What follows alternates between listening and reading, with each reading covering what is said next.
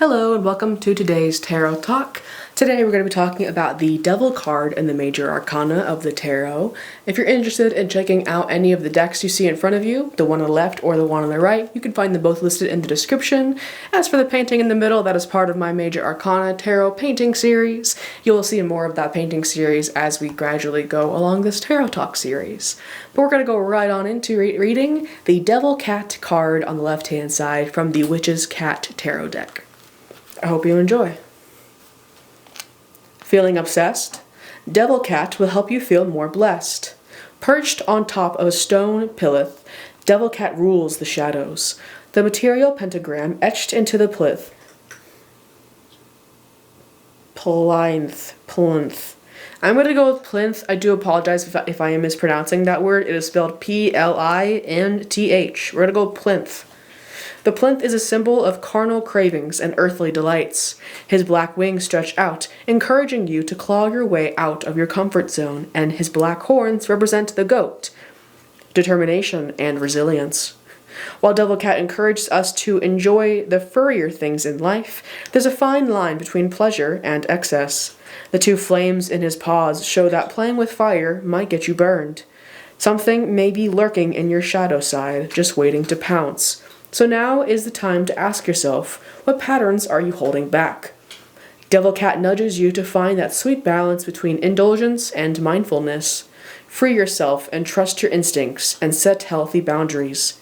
Shake off that tight collar and get ready to unleash your inner paw-tential. Like potential, but it's cat paw. If you're interested in cat puns, the Witch's Cat Tarot deck has quite a few of them. Going right on into the Devil card from the Moon and Stars Tarot deck on the right-hand side there. The Devil sits atop his throne made of illusion, showing his self-made ability to take hold of others' lives. The moon is eclipsed behind him, signifying hidden subconscious desire. Behind the eclipse, the sun's glow can be seen. This symbolizes the freedom from addiction once you let go of the past or any binding situation. The constellation of Capricorn is linked to public image. Two dragons wear chains of stars around their necks, representing their own willingness to bend to addictions. Meaning, obsession. This card is one that indicates abusive and restrictive energy, as time is being spent unwisely. Now is the time to break free from the roots of your addictions, as life is happier without them. This card highlights the toxicity of your addictions or anything taken in extreme doses. Alcohol, work, smoking, arguments, drugs, or sex. Obsessive emotions toward people may be high right now, and you must let go. You may even have a feeling of being trapped by guilt, but try to see your inner strength during these testing times. Star message. My light just fell off of the thing. So that's the second time that a light has been affected, both this this is a tarot talk, but this tarot talk as well as the Temperance tarot talk. So I'm going to adjust that real quick. Give me 2 seconds.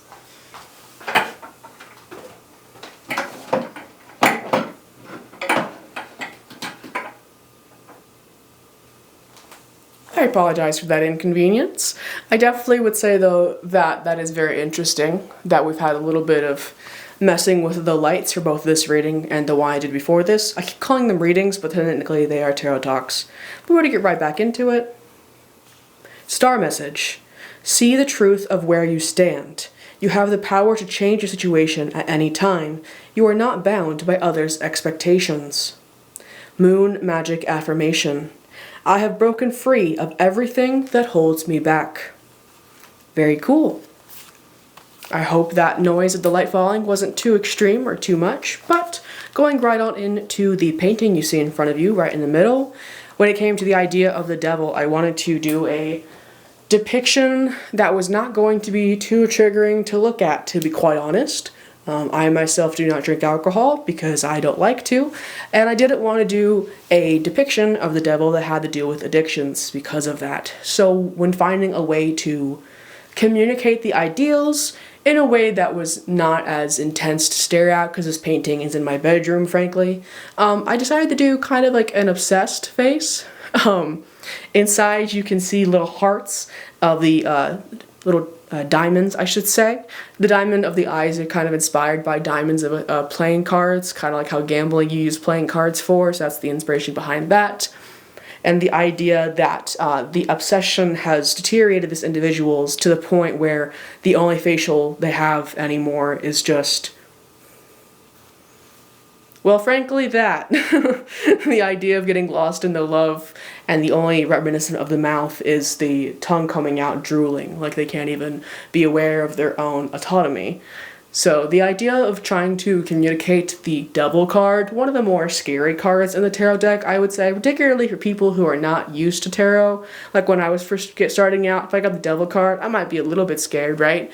But once you understand that it's really just about the idea of needing to let go of something for your own good, and how if you're not letting go of that something, that it can take a hold of you and kind of change your person in a way you may not align with.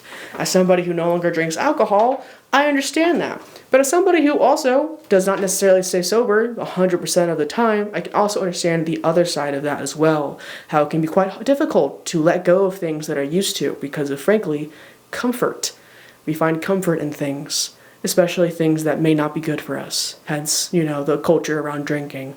So, while this tarot talk is not necessarily here to tell you, hey, you can't do anything ever that you ever, were doing before, I'm not here to shame you. However, especially if you decided to click shuffle on the tarot talk playlist and this video came up for you, I would recommend taking some time and being gentle with yourself, but also being real with yourself.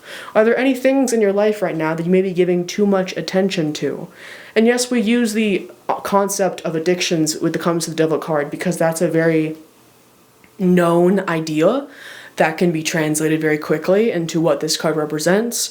But even if it's just like, oh, maybe, and this is a very, surface level example, but like maybe it's you're wearing one color too much and you want to try more colors, but you're like, oh, but they might not look good on me. And so you're obsessed with this one color. It's like maybe you gotta step out of your comfort zone. And sometimes that means stepping away from the thing that you're used to and something that you're not used to. Like maybe you start wearing a brand new color like blue and you've like never worn blue before, you swore it off.